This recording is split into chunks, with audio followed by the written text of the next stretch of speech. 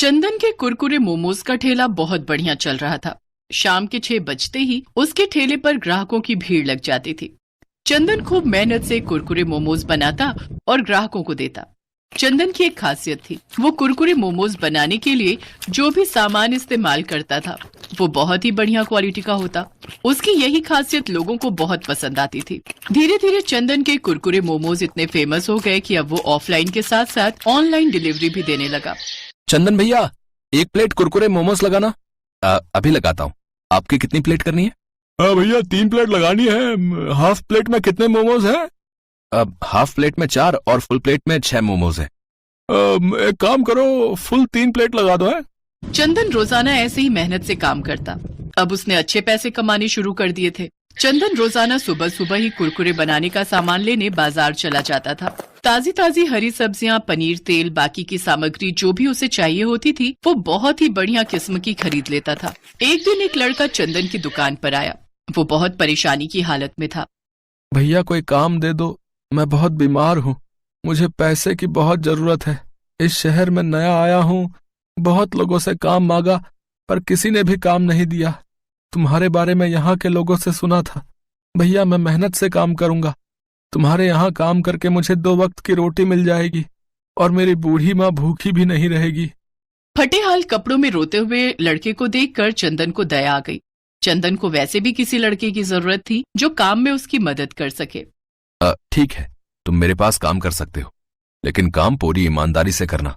तुम्हारी किसी भी गलती के कारण मेरे ठेले का नाम खराब नहीं होना चाहिए। नहीं नहीं भैया, आप चिंता मत करो, मैं पूरी मेहनत से काम करूंगा। चंदन रघु नाम के उस लड़के को अपने ठेले पर काम दे देता है। रघु के आ जाने से चंदन को बहुत सहारा मिल गया। चंदन जब बाजार जाता तो रघु को भी अपने साथ ही ले जाता। धीरे धीरे रघु चंदन के साथ रहकर सारा काम सीख गया। अरे वाह रघु, तू तो बहुत बढ़िया कुरकुरे मोमोज बनाने लगा है। मास्टर हो गया तू तो अब। चंदन भैया सीखा तो आपसे ही है ना। उस दिन जरूरत पर आप मेरी मदद ना करते तो आज मैं और मेरी माँ दर दर की ठोकरें खा रहे होते। रघु, जो मेहनत करते हैं, ईमानदारी से काम करते हैं, उन्हें भगवान कभी भूखा नहीं रहने देते। तुम ईमानदारी के रास्ते पर चलोगे तो हमेशा सफलता ही मिलेगी। चल अब जल्दी जल्दी मोमोज की प्लेट लगा, ग्राहक खड़े। हम यूं ही बातों में लगे रहे तो ग्राहक वापस लौट जाएंगे। अरे भैया ऐसा कैसे हो सकता है कि आपके ठेले से कोई ग्राहक बिना मोमोज खाए ही वापस लौट जाए। ये लीजिए भैया, आपकी 2 फुल प्लेट। नमस्ते चंदन भैया, कैसे हो? मैंने तुझे मना किया था ना, मेरे ठेले के आसपास भी मत फटकना। फिर तू यहाँ क्या करने आया? अच्छा, तो नया लड़का रख लिया। बहुत सही है। मुझे तो तुमने काम से निकाल दिया, जबकि मेरी कोई गलती भी नहीं थी। क्यों? तूने कुरकुरे मोमोज बनाने के लिए पुराना पनीर इस्तेमाल नहीं किया था? तेरे कारण मेरे कितने ग्राहक छूट गए। बेईमानी करने वालों की यहाँ कोई जगह नहीं है। मैंने तेरे साथ सही किया। अभी काम का टाइम है, अभी जा यहाँ से। अरे 1 प्लेट कुरकुरे मोमोज तो खिला दो, पैसे दे रहा हूँ, मुफ्त में नहीं खा रहा।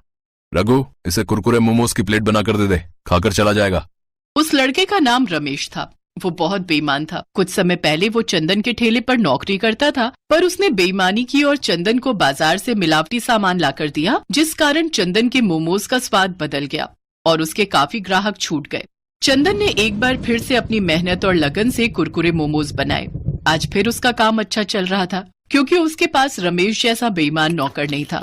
रमेश कुरकुरे मोमोज खाकर चला जाता है।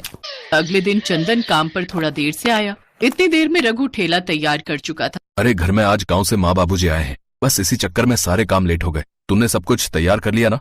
हाँ भैया, मैंने मोमोज तैयार कर लिए हैं, बस आपका ही इंतजार कर रहा था। भैया ये सुबह जो सामान लाया था उसके पैसे बच गए थे, ये रख लो। अच्छा, ला दे। चंदन भैया 2 प्लेट कुरकुरे मोमोज लगा दो। अभी लगाता हूँ भैया।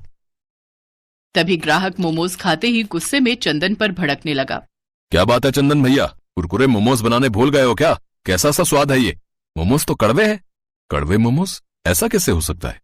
मैं देखता हूँ, ऐसी गलती तो कभी नहीं होती।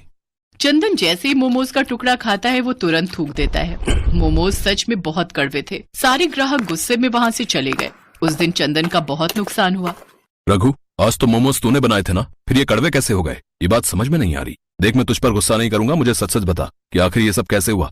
चंदन भैया मेरा यकीन करो, मैंने वैसे ही मोमोज बनाए जैसे आपने मुझे सिखाए थे। मैं तो सब कुछ ठीक से तैयार कर रहा था, पर 1 मिनट चंदन भैया, जब मैं मोमोज बना रहा था तभी वो रमेश आया था उसके हाथ में करेले का जूस था। मेरे से पूछ रहा था कि अभी मोमोज बनने में कितना समय है। मैंने कहा कि अभी थोड़ा टाइम लगेगा, तो मुझसे गिलास मांगने लगा। बोला कि जूस थैली में लाया हूँ, गिलास में डालकर करेले का जूस पी लूंगा। कहीं ये गड़बड़ उसी ने तो नहीं की, क्योंकि उसने मेरे सामने जूस पिया नहीं था, और सच कहूं तो मेरा ध्यान भी नहीं गया था। भैया मुझे इसमें उसी की कोई चाल लगती है। मुझे सब कहानी समझ आ गई है। वो बदमाश अपना बदला ले रहा है, पर मैं ऐसा होने नहीं दूंगा। उसकी तो अच्छे से खबर लूंगा। मैं अभी पुलिस स्टेशन जाता हूँ। रमेश पुलिस के सामने अपने आप सच उगल देगा। चंदन भैया मैं भी आपके साथ चलता हूँ। चंदन रघु के साथ पुलिस स्टेशन जाता है और रमेश के खिलाफ रिपोर्ट लिखवाता है।